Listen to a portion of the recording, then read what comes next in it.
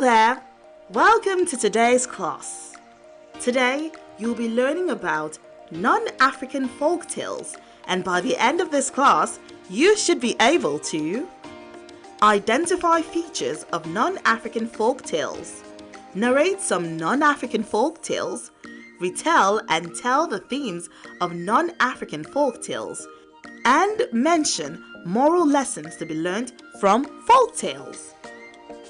Kids, have you ever sat next to an older person to hear entertaining stories about the cleverness of Mr. Tortoise? Or how the lion ruled all animals in the jungle? Well, if you have, then that is a folktale. A folktale is a story which begins with oral storytelling and is passed down through the ages, from one generation to another through the word of mouth. Folktales are used to teach a moral lesson or to explain why things are as they are. Folktales generally have the same features, which include being magical or supernatural, having characters that represent human qualities such as good, evil, wisdom, foolishness, laziness, etc., etc. Also, having a satisfying or happy ending, and being didactic because they have themes that teach valuable moral lessons. Despite these general features, folktales may vary across regions. For example, while the star of African folktales may be the characters like tortoise, non-African folktales are different and may have different characters like the rabbit. Now, let's take a look at the popular European folktale called Little Red Riding Hood. Once upon a time, in La La Land, there lived a pretty little girl who always wore a red coat. People called her Little Red Riding Hood. One day, Little Red Riding Hood decided to go visit her grandmother, who lived in the forest very close to the stream. "Don't play about and don't talk to strangers," her mother warned. "Yes, Mother, I promise I won't," replied Little Red Riding Hood. Alas, when she started the walk to her grandmother's place, Little Red Riding Hood saw some beautiful butterflies and flowers and started playing on the road. Suddenly, a big bad wolf appeared from the trees and asked her what she was doing out in the forest alone, and she replied that she was going to visit her grandmother. Being interrupted by the wolf, Little Red Riding Hood remembered that she was running late and quickly ran off towards her grandmother's house.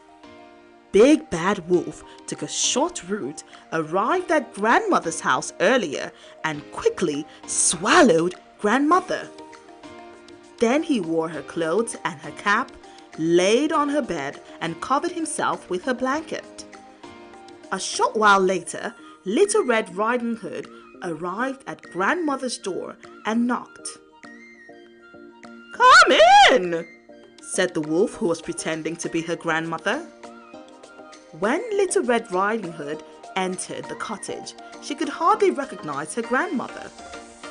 "Grandmother, your voice sounds different.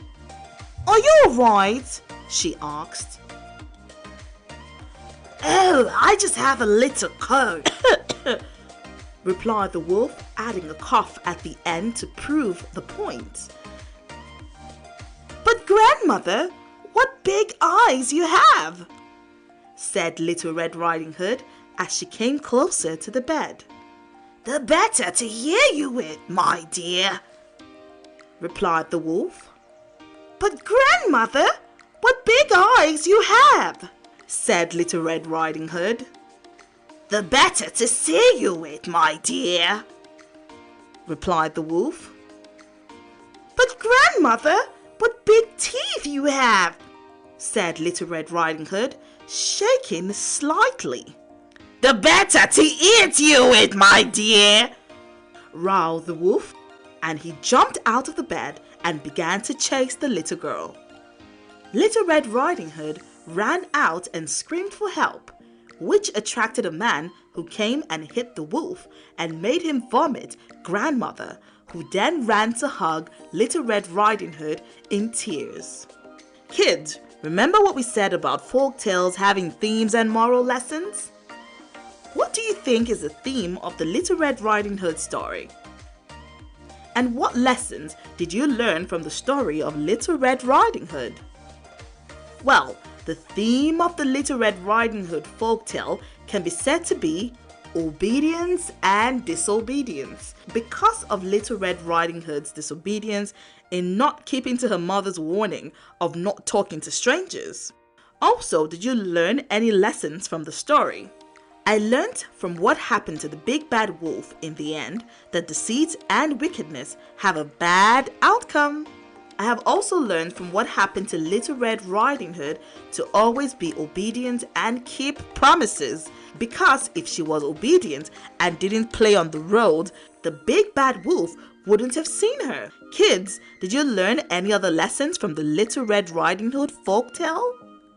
Well, that brings us to the end of our lesson on non-African folktales. We have learned what folktales are, their kinds, features, and we also looked at a popular example of them, from which we recognize its themes and lessons. Good luck and see you in the next lesson. Bye!